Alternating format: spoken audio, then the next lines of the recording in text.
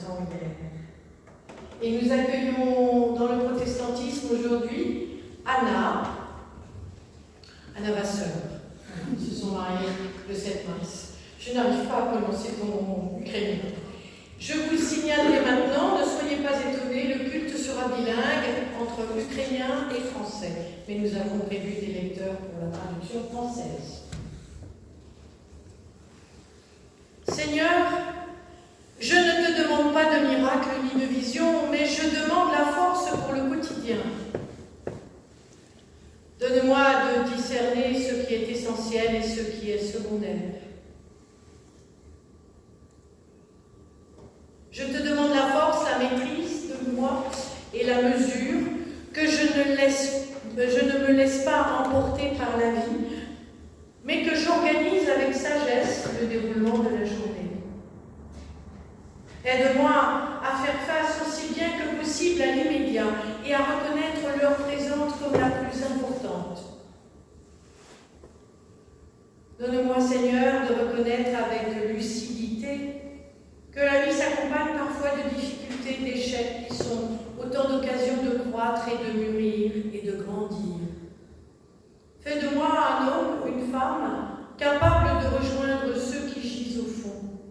Donne-moi non pas ce que je souhaite, mais tout ce dont j'ai besoin. Apprends-moi, Seigneur, s'il te plaît, l'art des petits pas qui s'accompagnent toujours de ta grâce. Grâce et paix nous sont données de la part de Dieu notre Père, de Jésus le Christ et du Saint-Esprit. Amen. Amen. Et nous chantons « Laisse-nous, Seigneur, entrer ».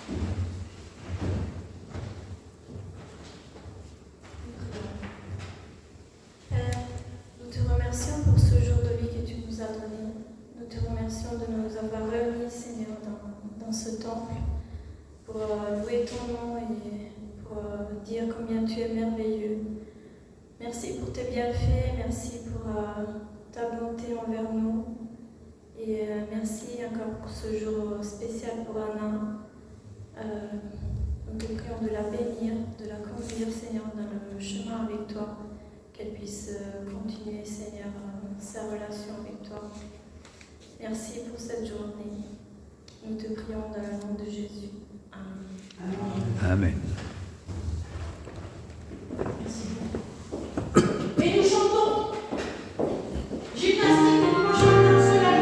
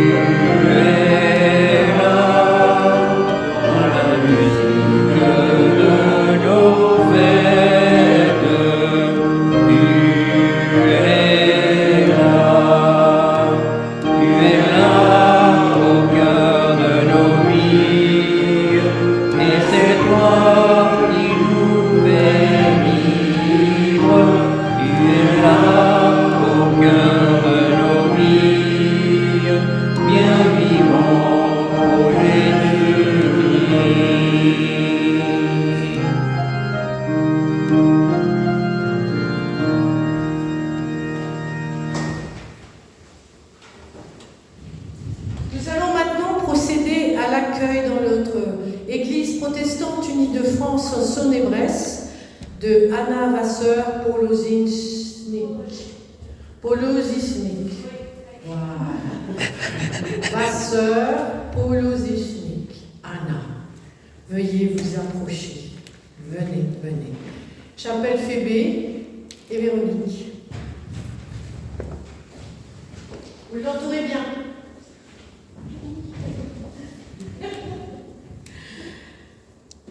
Anna a souhaité être accueillie dans notre Église et c'est pour nous une joie de l'y recevoir aujourd'hui.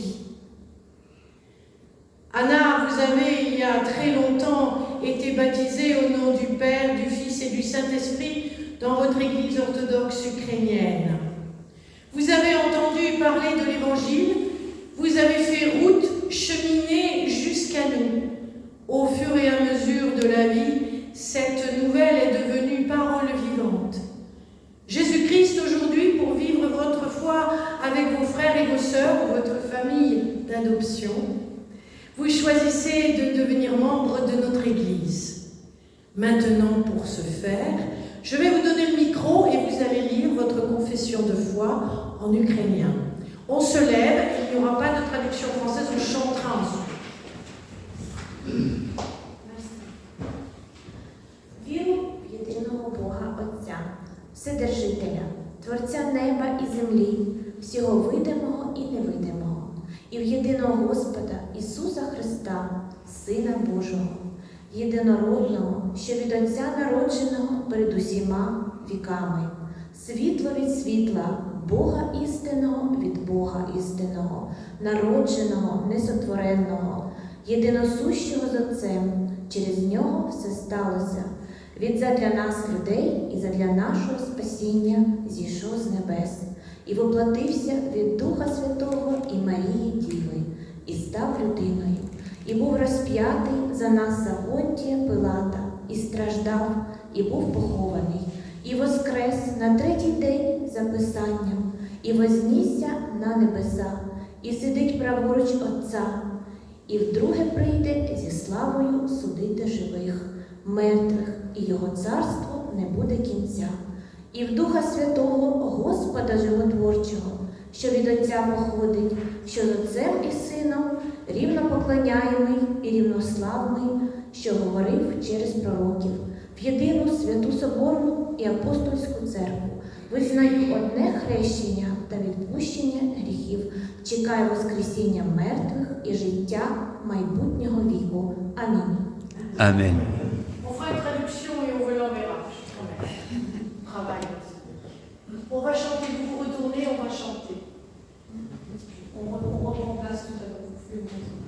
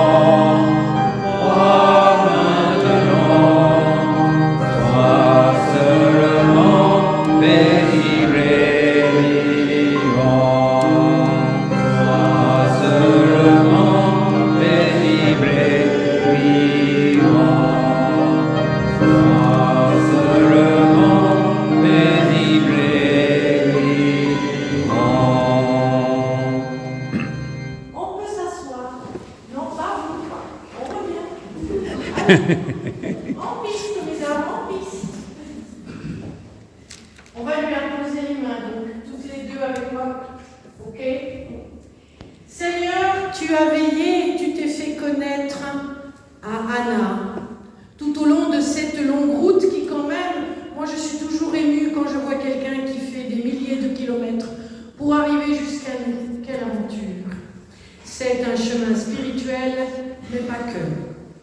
Tu l'as nourrie de ta parole et tu as fait naître en elle le désir de t'aimer, de te servir et d'être avec nous sous ton regard, dans ta lumière et dans ta grâce. Mesdames, allez, on y va. Anna, nous te recevons dans notre Église. Reçois tout l'amour et toute la bénédiction du Seigneur Jésus-Christ. Qu'il te protège, qu'il te garde, qu'il te conduise chaque jour et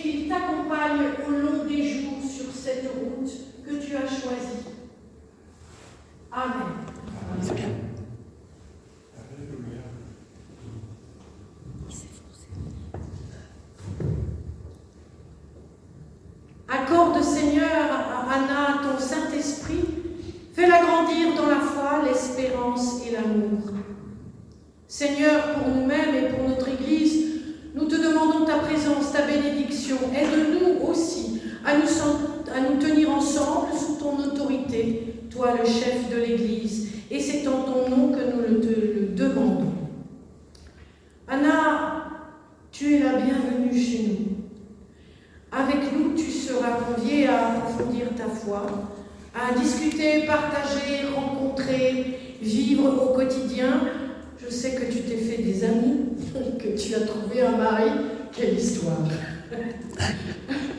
Tu es invité à prendre part à notre vie spirituelle, cultuelle, matérielle de notre Église. Tu seras encouragé à mettre au service des autres tous les dons que tu as reçus.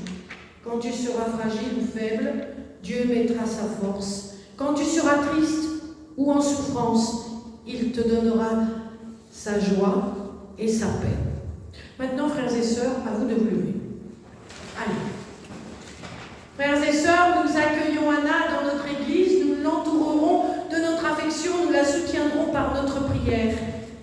Avec elle, nous participons à la mission de l'Église protestante unie de France et nous sommes appelés à être témoins du Christ selon les convictions exprimées dans notre déclaration de foi traditionnelle de l'Église, en annonçant à tous que Dieu a tellement aimé le monde qu'il a donné son Fils unique afin que quiconque croit en lui ne périsse point mais qu'il ait la vie éternelle. À celui qui peut, par la puissance qui agit en nous, faire infiniment au-delà de ce que nous demandons et pensons, à lui soit la gloire dans l'Église et en Jésus-Christ, de génération en génération, au siècle des siècles. Amen. Alors maintenant, c'est l'heure de votre engagement à vous. Êtes-vous d'accord d'accueillir Anna dans votre Église comme votre sœur en Christ et de l'accompagner au long des jours? Oui. Amen. Alors maintenant, je crois que vous pouvez retourner à votre place, sauf Véronique et Anna qui vont lire le psaume 112 en ukrainien d'abord et en français ensuite. Vous pouvez vous asseoir. Il y a 2 micros. Ah, tu te mets là. Ça va ici? Tu te mets là. Vers nous.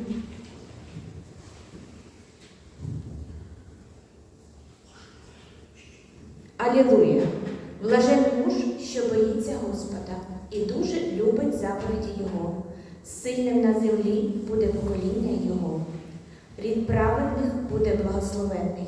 Слава і багатство буде в домі Його. Праведність Його перебуватиме вічно. У темряві сяє світло праведникові. Він лагідний, милосердний і справедливий.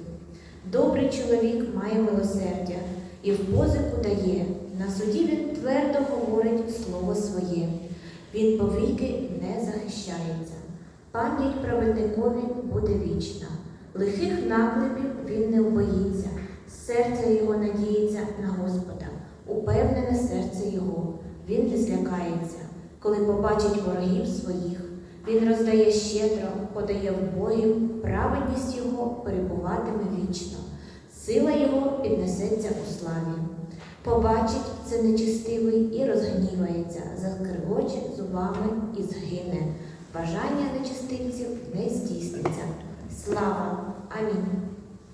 Amen.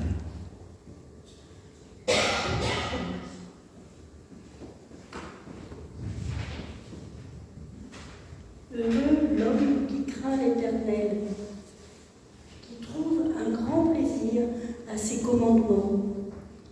Sa postérité sera puissante sur la terre. La génération des hommes droits sera bénie. Il a dans sa maison bien-être et richesse, et sa justice subsiste à jamais. La lumière se lève dans les ténèbres pour les hommes droits, pour celui qui est miséricordieux, compatissant et juste. Heureux l'homme qui exerce la miséricorde et qui prête, qui règle ses actions d'après la justice, car il ne chancelle jamais. La mémoire du juste dure toujours. Il ne craint point les mauvaises nouvelles. Son cœur est ferme, confiant en l'Éternel. Son cœur est affermi. Il n'a point de crainte, jusqu'à ce qu'il mette son plaisir à regarder ses adversaires. Il fait des largesses, il donne aux indigents. Sa justice subsiste à jamais. Sa tête s'élève avec gloire. Le méchant le voit et s'irrite. Il grince les dents et se consume. Les désirs des méchants périssent. Amen.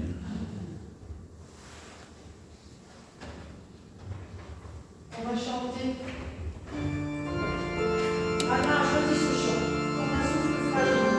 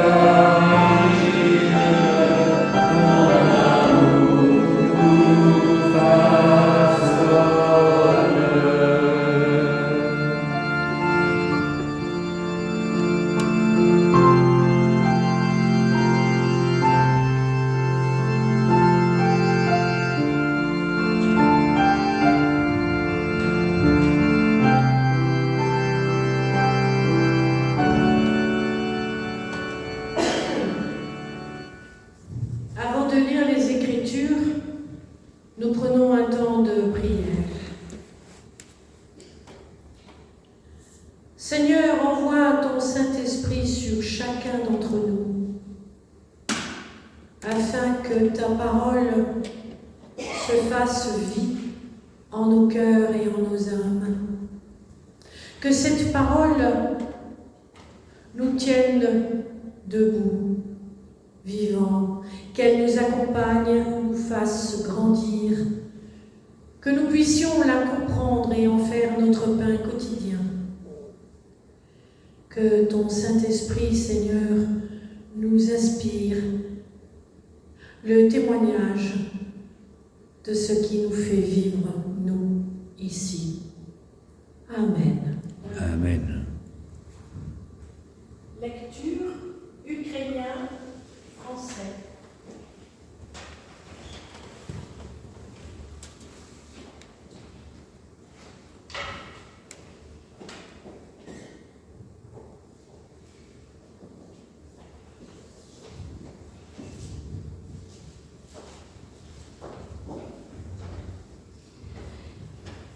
І зараз ще звелів Ісус ученикам своїм сісти в човен і пливти раніше за нього на той бік, поки він відпустить людей. І відпустивши народ, він зійшов на гору помолитись на самоті, і ввечері залишився там один. А човен був уже на середині моря, і било його хвилями, бо вітер був супротивний. У четверту ж сторожу ночі пішов Ісус до них, ідучи по морю, і ученики, побачивши, що він іде по морю, стривожились і говорили: це привид. Зі страху закричали. Але Ісус зараз же заговорив до них і сказав: заспокойтесь, це я, не бійтесь. Петро сказав йому у відповідь: Господи, якщо це ти, звели мені прийти до тебе по воді. Він же сказав: прийди. І, вийшовши з човна, Петро пішов по воді, щоб підійти до Ісуса. Побачивши сильний вітер, злякався. І коли почав тонути, закричав: Господи, спаси мене! Ісус зараз же простяг руку, підіймав його і говорить йому: мало віри, чого ти засумнівався? І як увійшли вони в човен, вітер стих. Ті, що були у човні, підійшли, вклонилися йому і сказали: воістину, ти Син Божий. Переправившись, вони прибули на землю Генісарецьку. Жителі того міста, впізнавши його, дали знати по всій тій околиці і принесли до нього всіх недужих і благали його, щоб тільки доторкнулися до краю одежі його. Ті, що доторкалися, зцілялися. Amen.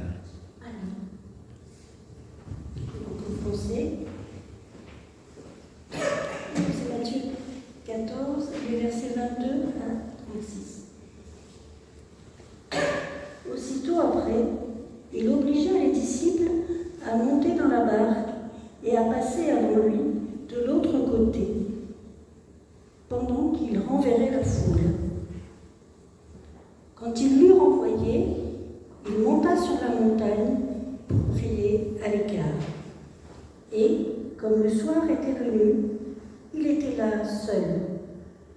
La barque, déjà au milieu de la mer, était battue par les flots, car le vent était contraire. À la quatrième veille de la nuit, Jésus alla vers eux, marchant sur la mer.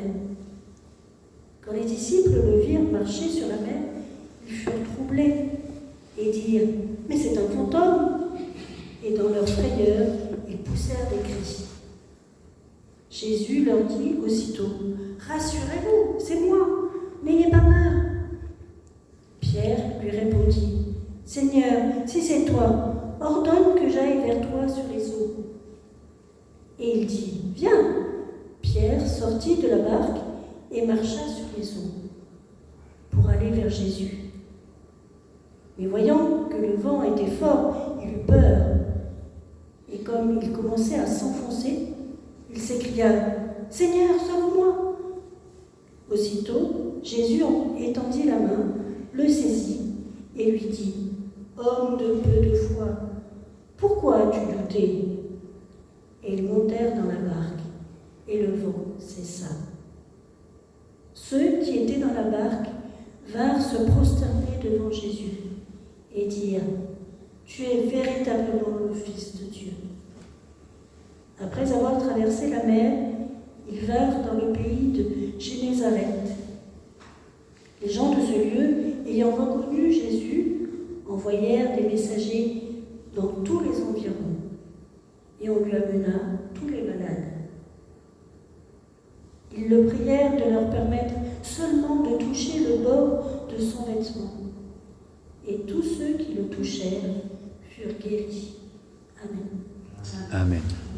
Il s'agit ce matin de l'expérience du chemin, de l'audace d'y croire, de partir pour mieux vivre, ou tout simplement pour rester en vie, pour porter haut et fort les couleurs d'une nation, être l'ambassadrice d'une famille, d'une langue, d'une culture, et dire « yes ».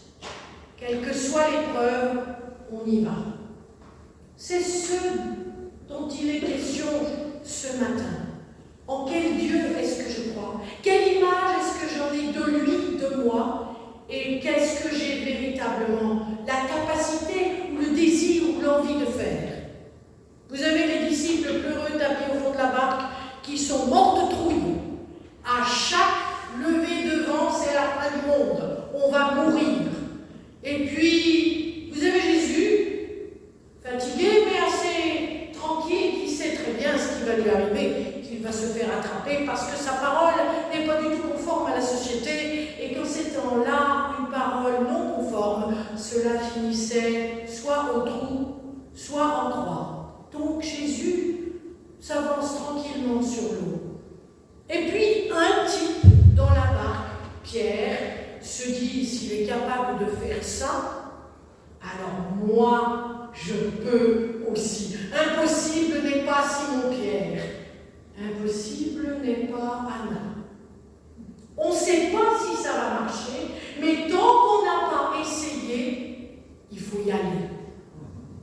Ce texte est plein de symboles, j'ai déjà prêché plein de fois dessus. C'est la traversée qui vous conduit de la mort à la vie, c'est le monde de l'eau, le monde du Léviathan. Si on coule, on est mangé, on va au séjour des morts pour toujours. Si on traverse et il ne nous arrive rien, on aura la vie éternelle.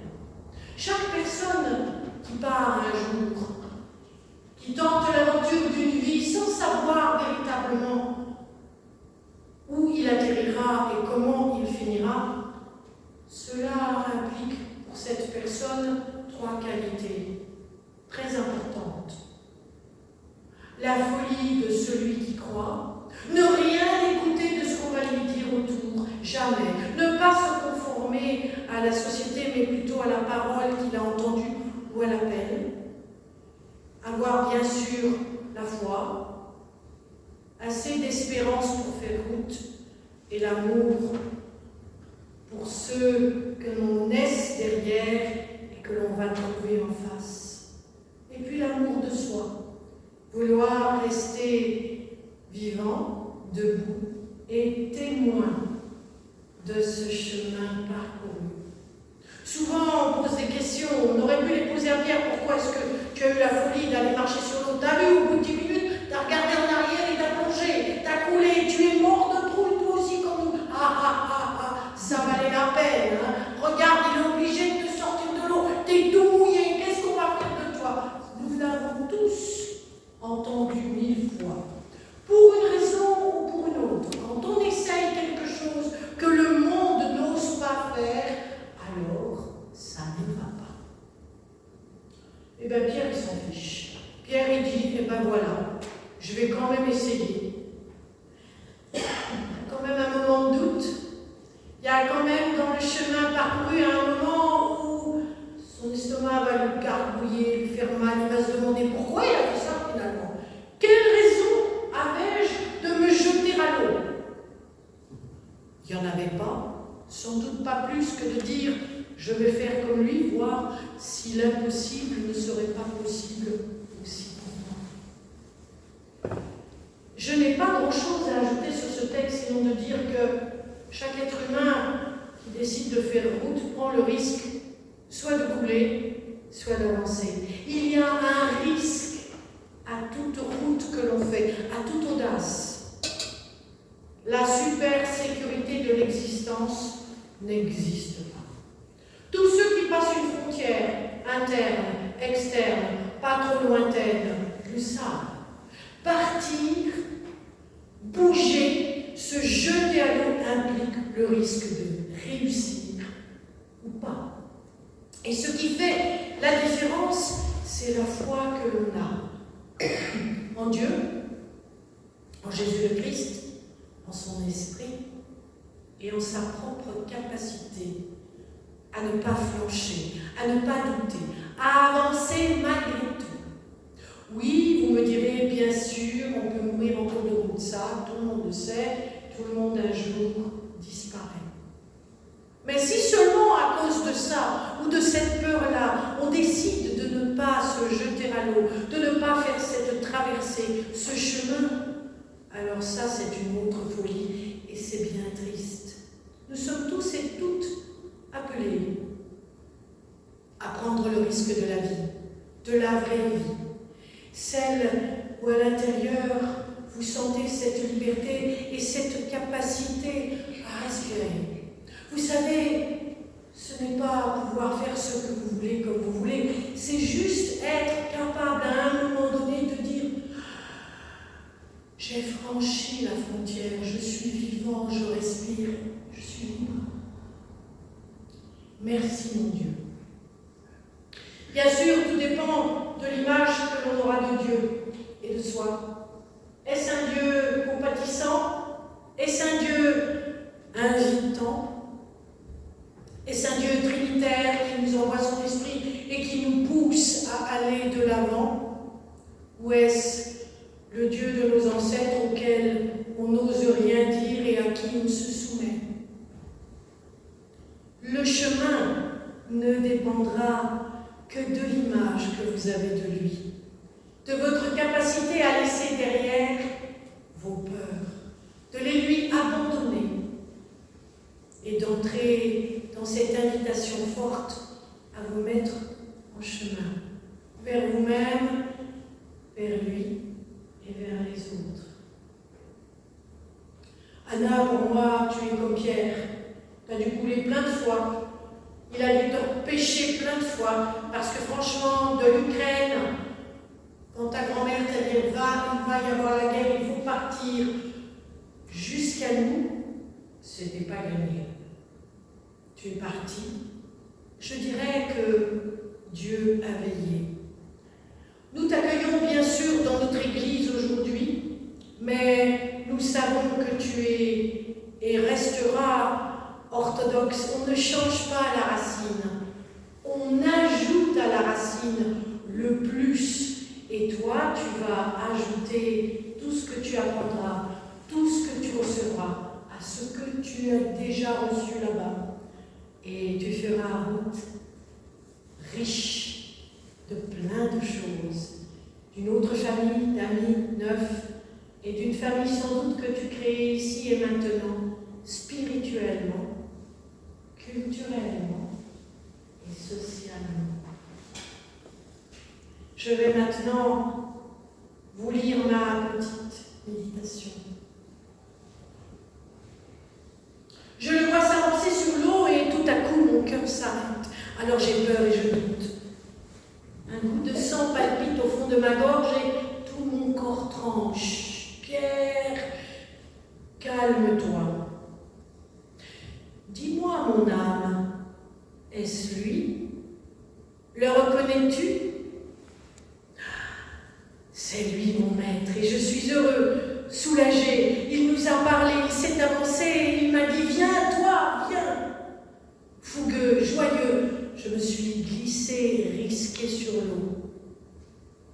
Comme lui, doucement, mon âme me dictait d'y croire, de laisser la peur de côté pour marcher vers lui. Vous m'auriez vu, incroyable, personne n'y a cru, sauf moi. Sauf lui. Tiens, que se passe-t-il? Le vent se lève, les vagues montent, moi je sombre. Au secours, maître, mon âme, sauve-moi, je vais mourir. Et toi, là-bas, juste devant moi, viens, tire-moi de là. En un instant, en une seconde, j'ai tout perdu, y compris l'audace et la foi. Je me suis laissé envahir puis noyer par les eaux sombres du lac. lac, les eaux primordiales, celles de la vie, celles de la mort. Puis tout à coup, tout fut noir, les eaux avaient gagné et la mort commençait à me submerger. Mais que se passe-t-il? Oh là, cessez de me secouer! Suis-je en haut ou en bas? Auprès du Père ou au fond des mers? Dans la barque et en vie? La prochaine fois que tu te risques, promets-moi, aie foi. Incroyable, c'est lui. Tu es là, maître, tu sais, j'ai bu la tasse, j'ai failli mourir, je crois. Je suis mouillée, j'ai froid et j'ai peur. De quoi? Je ne sais plus. Du noir, peut-être. De ne plus te voir, sans doute. D'être seul, d'être mort. Moi qui étais si fière, que s'est-il passé? Tais-toi, Pierre, un instant. Tais-toi et écoute-moi. Tu marchais sur l'eau vers moi. Tu as pris peur à en mourir et, bien sûr, tu as sombré. Je t'ai rattrapé au vol, mais juste à temps. Que feras-tu, Pierre, quand je ne serai plus là? Maître, ne dis rien. Maître, viendras-tu avec nous demain? Car si aujourd'hui tu es là, qu'en sera-t-il demain? Si tu pars vers un lieu au-delà de ce monde, que deviendrons-nous? Nous allons mourir 1000 fois, mais nous ne pourrons pas nous en sortir 1000 fois. Pourquoi as-tu cette question, Pierre? Aurais-tu perdu confiance? Aurais-tu douté de moi, de toi, ou de nous tous ici ensemble? Mais Seigneur, si cela recommence, que ferons-nous? Chut, tais-toi. Rien ne t'arrivera. Rien ne vous arrivera. N'ayez pas peur, ne craignez pas. Ayez foi simplement en le Père, en moi, en l'Esprit. Et même au pire de la tempête, à toi, Pierre, je promets foi, fidélité. Tu dis cela ce matin, Pierre. Mais moi, je sais qu'un jour viendra où tu ressombreras, où tu rechuteras. Et une fois encore, je devrais te sauver. Le coq, il chantera 3 fois. Et alors, tu verras. Mais pour l'heure, Pierre, n'y songeons pas. Viens, parce que demain est déjà là. Amen. Amen.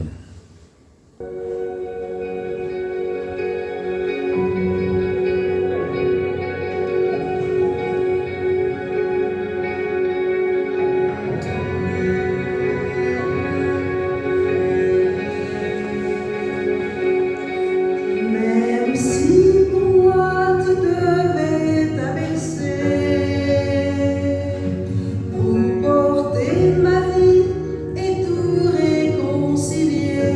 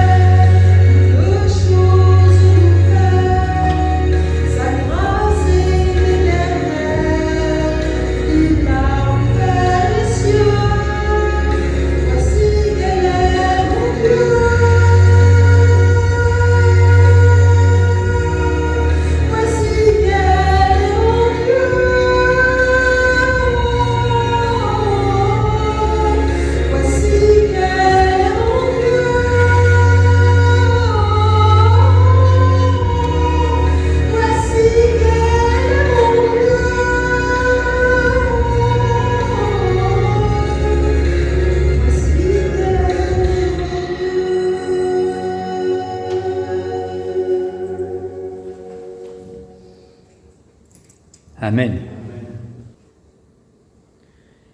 Dieu, notre Père, Père de tous les peuples, source de toute paix, nous te confions les peuples de la Russie, de l'Ukraine, les peuples du Moyen-Orient, tous éprouvés par la guerre, la violence et la peur. Prends pitié de ceux et celles qui ont tout perdu, leur maison, leur travail, leur avenir.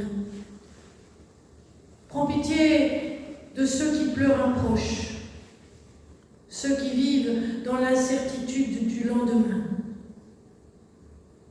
Nous voulons te confier particulièrement nos frères et sœurs chrétiens qui demeurent fidèles à l'Évangile au cœur des épreuves, qu'ils soient Russes, Ukrainiens, Israéliens, Libanais, Iraniens, Syriens, Irakiens. Toutes ces communautés au fin fond de l'Arabie, à Oman, au Koweït, protège-les, accompagne-les, donne-leur foi et confiance.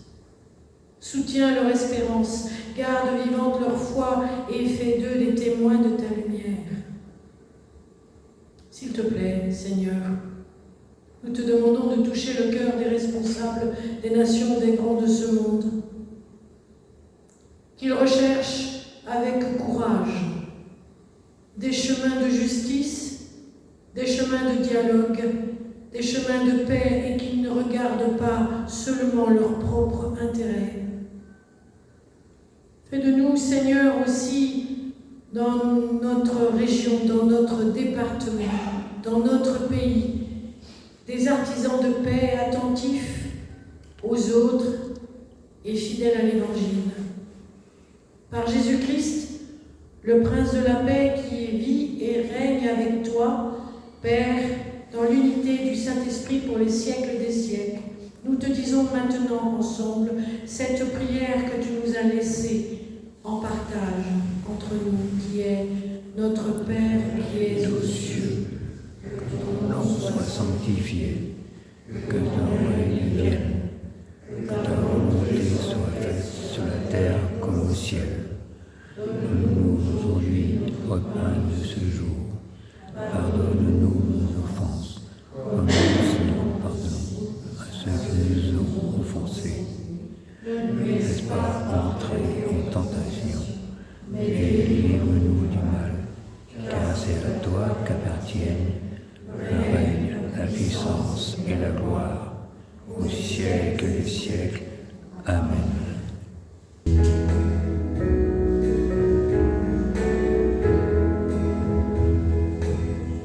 Je peux lui raconter mes soucis, je peux lui confier mes ennuis, je peux lui dire que j'ai peur la nuit. Mon Dieu m'entend. Quand je suis seule, je peux le prier. Dans le danger, je peux l'implorer. Là où je suis, je peux l'adorer. Mon Dieu m'entend. Mes secrets, je peux lui chuchoter.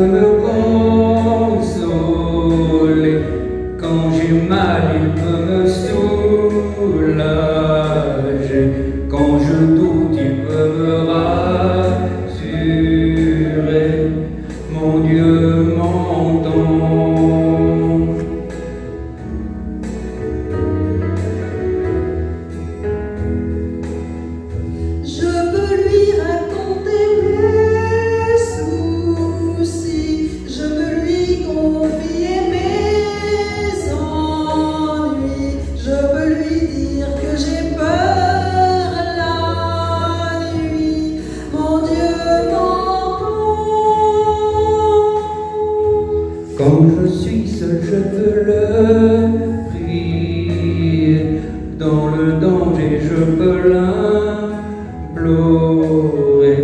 Là où je suis, je veux l'adorer. Mon Dieu m'entend. Mes secrets, je peux lui chuchoter. Mes péchés, je peux lui confesser. Mes chagrins, je peux lui partager. Mon Dieu m'entend. Quand je pleure, il peut me consoler. Quand j'ai mal, il peut me soulager.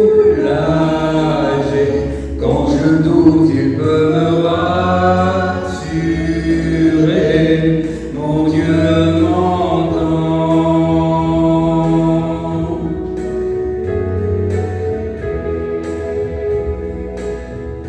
Mon Dieu m'entend.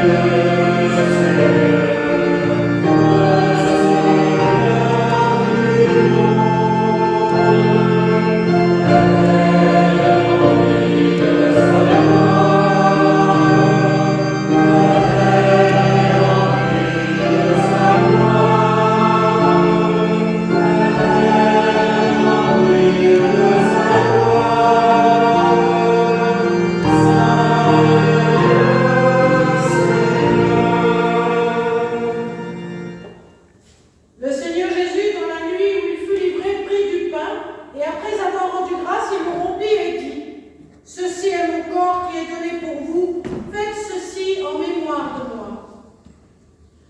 De même, après avoir soupé, il prit la coupe et dit : Cette coupe est la nouvelle alliance en mon sang, faites ceci en mémoire de moi toutes les fois que vous en boirez. Nous voici rassemblés, Seigneur, autour de cette table avec nos frères et nos sœurs pour partager le pain et le vin en mémoire de ton Fils Jésus-Christ. Envoie sur nous ton Esprit Saint pour que nous les recevions comme les signes dont notre foi a besoin, qu'ils soient notre force jusqu'au jour où nous vivrons dans la plénitude de ton royaume. Amen.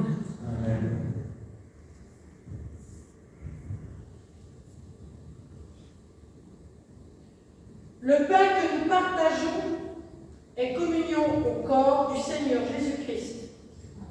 La coupe de bénédiction pour laquelle nous rendons grâce est communion au sang du Seigneur Jésus-Christ. Allez. Ici.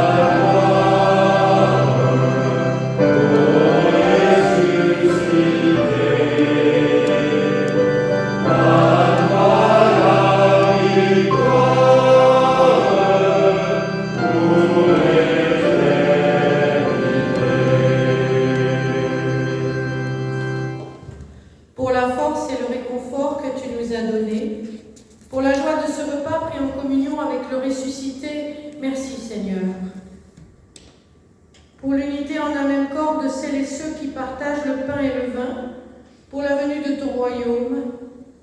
Merci Seigneur. Recevez l'envoi et la bénédiction de la part de Dieu. Que votre joie, vos actes et vos paroles disent votre espérance et soit promesse du monde qui vient. Le Seigneur Dieu, Père, Fils et Saint-Esprit, vous bénit et vous garde ici et maintenant et tous les jours de la semaine et à venir. Allez dans sa joie, dans sa lumière, dans son amour et dans sa paix. Amen. Amen.